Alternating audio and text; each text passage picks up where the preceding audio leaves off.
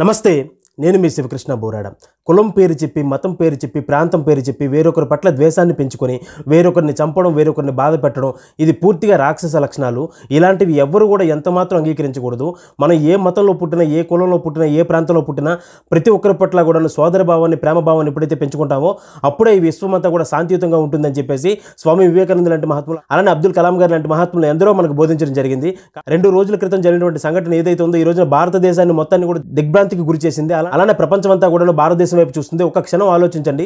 ఏమీ తెలియనటువంటి అమాయకులను నిష్కారణంగా అంత దారుణంగా చంపినటువంటి క్రూరమైనటువంటి రాక్షస లక్షణాలు కలిగిన ఎవరైతే ఈ దుర్మార్గులు ఉన్నారో వారు ఖచ్చితంగా తగిన ప్రతిఫలం అనుభవించాలని చెప్పి ప్రతి భారతీయుడు కూడా, కుల మత ప్రాంతాలకు అతీతంగా ప్రతి భారతీయుడు కూడా కోరుకోవాలి.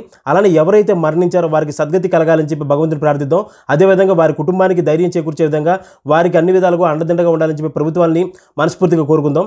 అలానే మరో విషయం ఏంటంటే, పాముల్ని, విషపురుగుల్ని పెంచి పెద్ద చేస్తే చివరికి అవే వారిని కాటేస్తాయి, అవే వారి జీవితాలు నాశనం చేస్తాయి.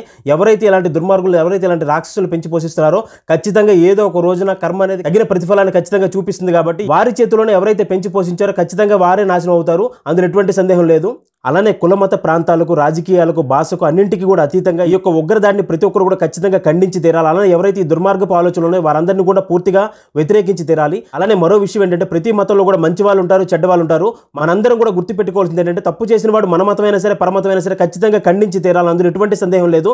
అలానే ఇంకోటి ఏంటంటే, మంచి ఆలోచనలు, మంచి నడవడిక కలిగినటువంటి వ్యక్తి ఏ మతంలో ఉన్నా సరే, ఎక్కడున్నా సరే వాళ్ళందరూ కూడా చాలా గొప్పవాళ్ళే. అలానే ఏంటంటే, ఎప్పుడైతే మనం నలుగురికి మంచి చేస్తుంటామో, నలుగురి యొక్క శ్రేయస్సు కోరుకుంటామో అప్పుడు మనం నమ్మినటువంటి భగవంతుడు చాలా సంతోషపడతాడు. కాబట్టి మనం గుర్తుపెట్టుకోవాల్సింది ఏంటంటే, ఎప్పుడైనా సరే ప్రపంచం శాంతిగా ఉండాలి, మనిషి మనుగడ మిగలాలని అంటే మనిషిలో మానవత్వాన్ని పెంపొందించుకోవాలి. అలానే ఇంకొకరిని చంపి, ఇంకొకరిని ద్వేషించి చివరికి ఏం సాధిస్తామో ప్రతి మనిషి కూడా గుర్తుపెట్టుకోండి. జ్ఞానంతో, సరైనటువంటి ఆలోచనలతో కనుక ముందుకెళ్తే వారి యొక్క జీవితాలు బాగుపడతాయి. అలానే అమాయక ప్రజలు కూడా బాగుపడతారు. అలానే మరొక విషయం ఏంటంటే, ప్రపంచంలో ప్రతి మనిషి కూడా సన్మార్గంలో నడవాలని చెప్పి, ప్రతి మనిషి కూడా ఉన్నతమైనటువంటి ఆలోచనలతో ముందుకు సాగాలని చెప్పి, ప్రపంచం శాంతిగా ఉండాలని చెప్పి ప్రతి ఒక్కరు కూడా భగవంతుని ప్రార్థిద్దాం.